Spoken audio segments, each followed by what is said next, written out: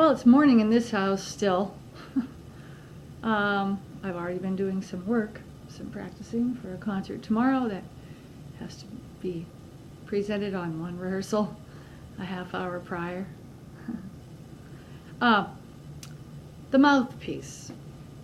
The mouthpiece takes on many incarnations. In the world of a professional musician, a mouthpiece is used on a brass instrument and on many wind instruments. The brass instruments mouthpieces are made of plated brass, I think, silver plated brass, and the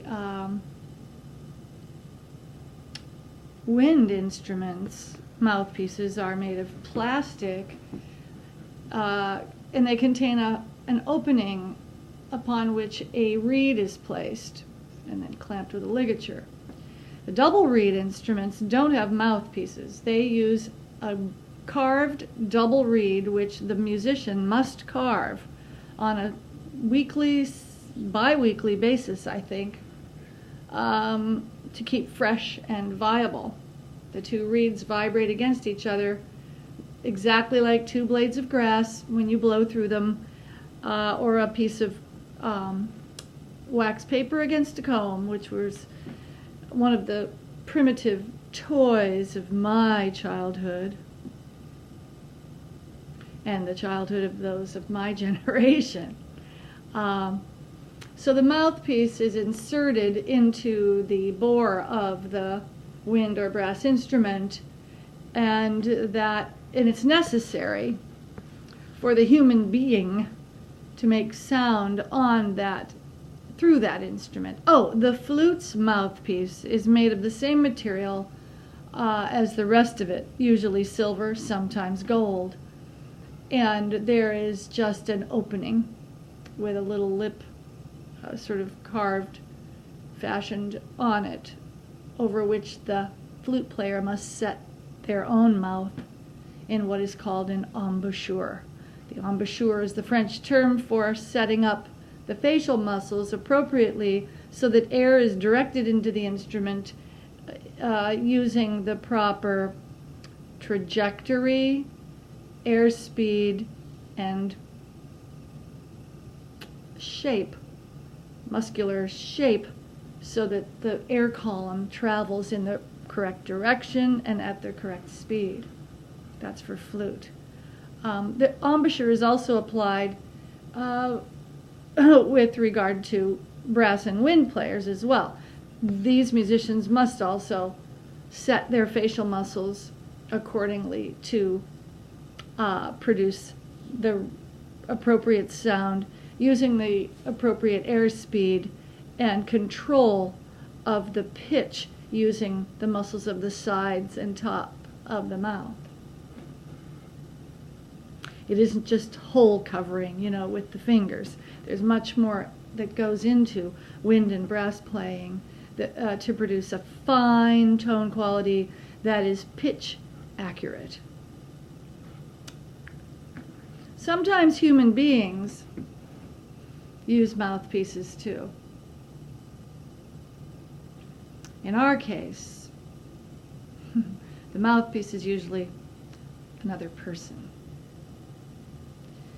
We sometimes speak as vehicles for someone else. We are someone else's mouthpiece, or they are our mouthpiece, and we derive from them and then parrot what they've told us. Children do this. Children do this frequently when they are raised in households wherein the parents are dogmatic, authoritarian. The children are the mouthpieces of their parents.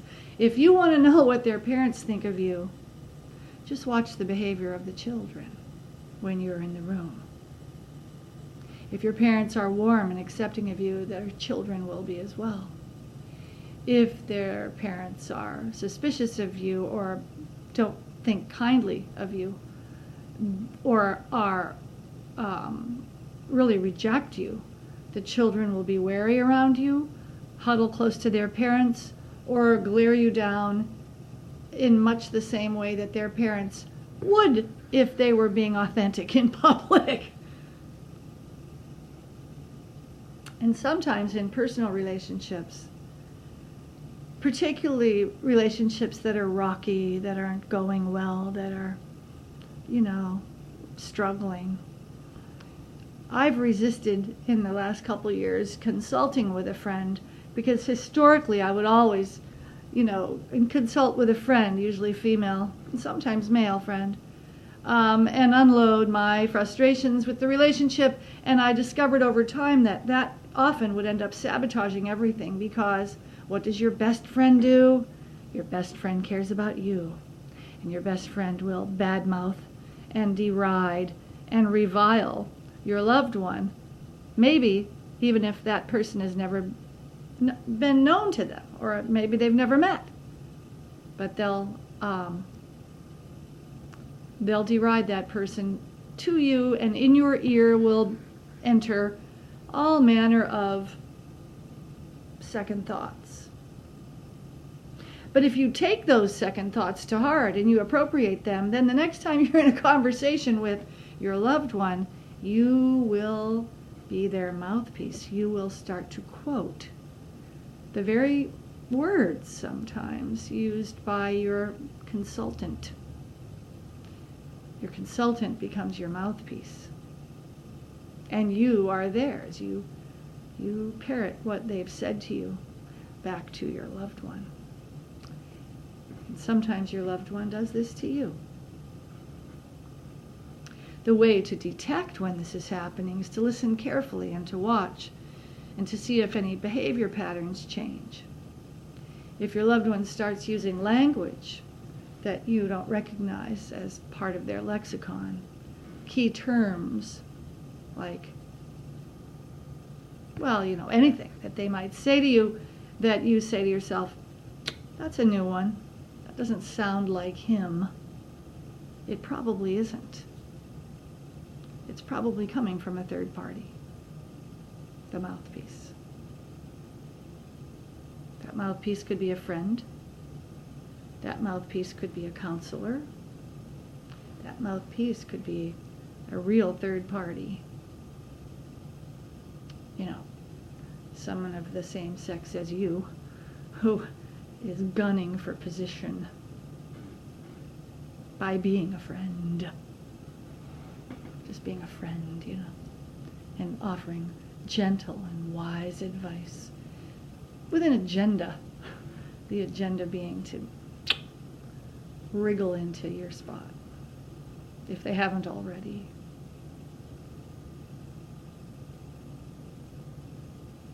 The Gen X culture has taught us baby boomers plenty about that. Friends was the biggie. Friends was the sitcom that taught us all about that. How important it is to be friends first. Friends gunning for position. It's all a chess game, come on. It's still a big chessboard. I don't care how you set the stage, who's directing, and who the actors are.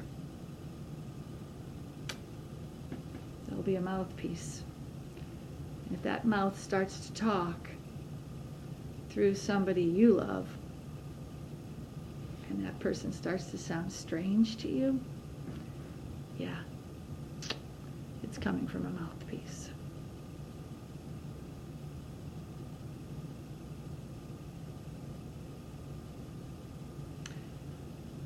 My aunt used to wash my cousins' mouths out with soap whenever they uttered an epithet or talked back or said anything inappropriate.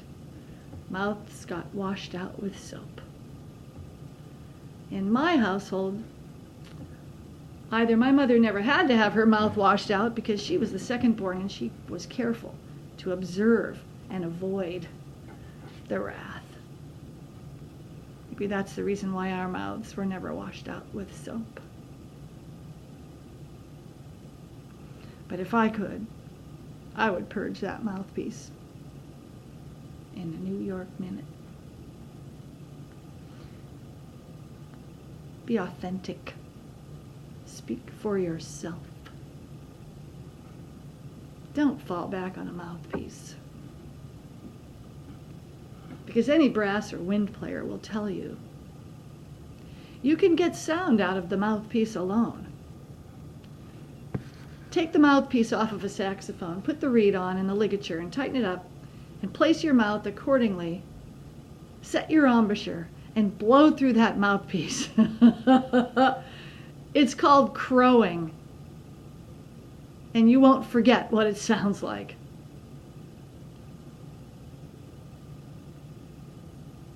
Same is true of a brass mouthpiece. You'll get a pretty ugly sound. It won't be music. So if you're going to use a mouthpiece, make sure it's attached to your face. And make sure the sound is coming from your voice box. And every word you speak comes from your heart. Love ya. Thanks for listening.